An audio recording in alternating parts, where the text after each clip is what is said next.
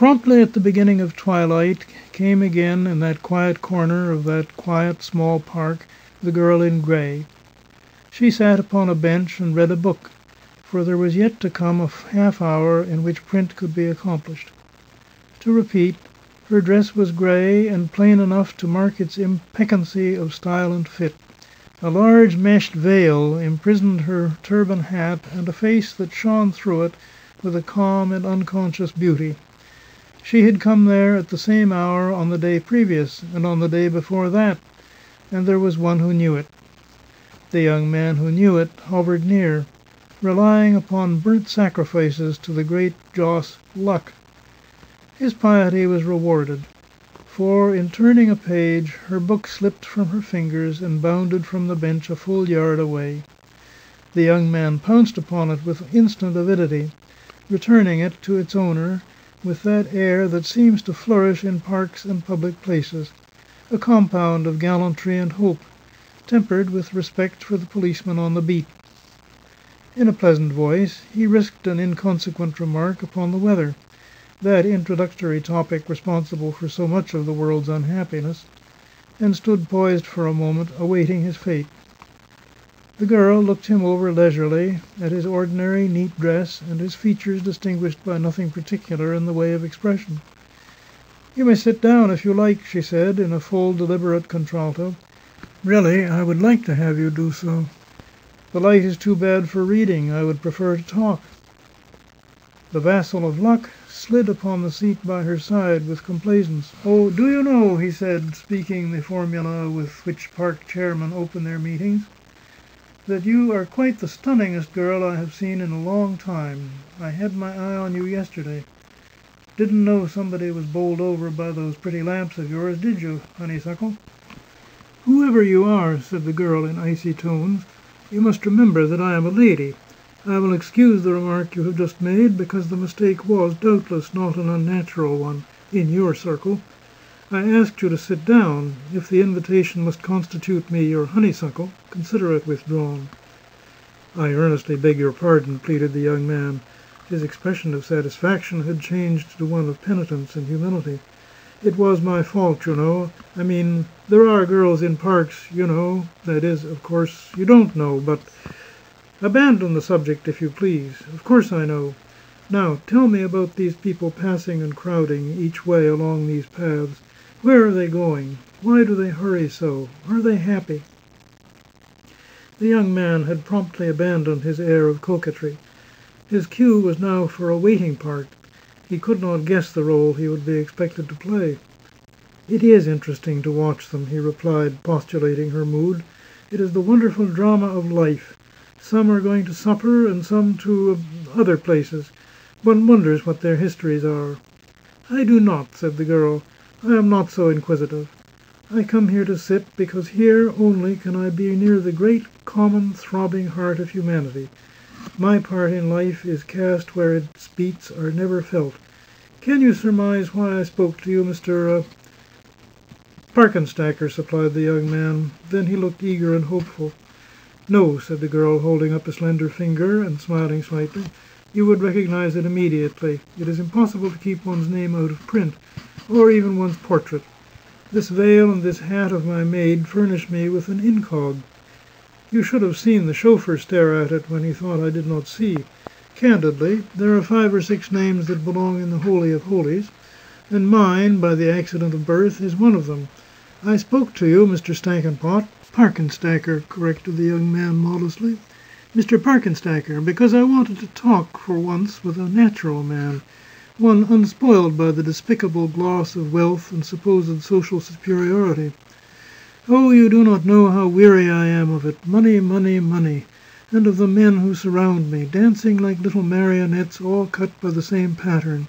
I am sick of pleasure, of jewels, of travel, of society, of luxuries of all kinds."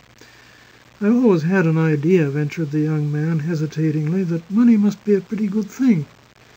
A competence is to be desired, but when you have so many millions that—" She concluded the sentence with a gesture of despair. "It is the monotony of it," she continued, "that palls. Drives, dinners, theatres, balls, suppers, with the gilding of superfluous wealth over it all. Sometimes the very tinkle of the ice in my champagne glass nearly drives me mad." Mr. Parkenstacker looked ingenuously interested. "I have always liked," he said, "to read and hear about the ways of wealthy and fashionable folks. I suppose I'm a bit of a snob, but I like to have my information accurate.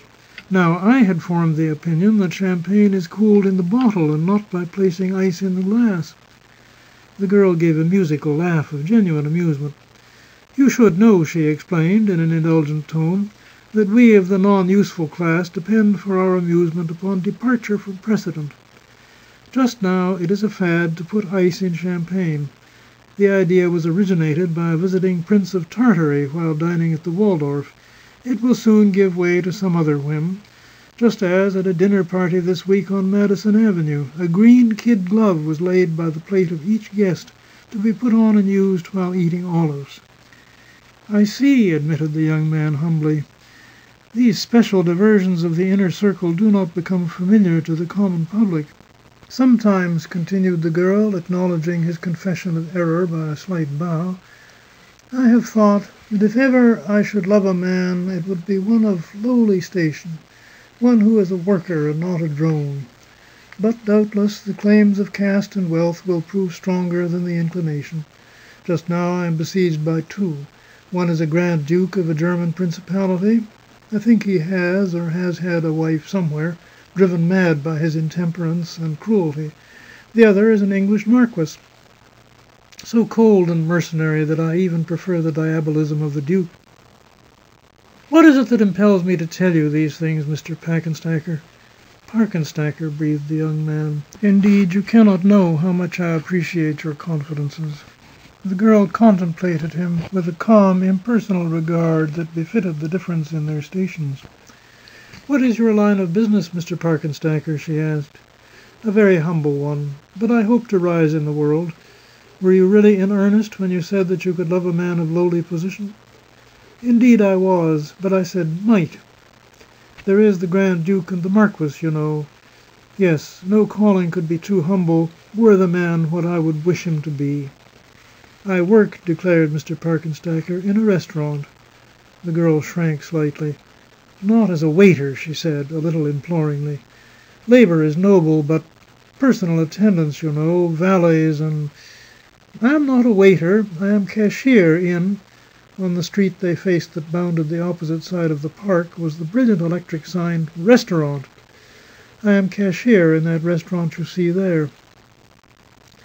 The girl consulted a tiny watch set in a bracelet of rich design upon her left wrist, and rose hurriedly. She thrust her book into a glittering reticule suspended from her waist, for which, however, the book was too large. "Why are you not at work?" she asked. "I am on the night turn," said the young man. "It is yet an hour before my period begins. May I not hope to see you again?" "I do not know. Perhaps; but the whim may not seize me again. I must go quickly now. There is a dinner, and a box at the play, and oh, the same old round. Perhaps you noticed an automobile at the upper corner of the park as you came, one with a white body."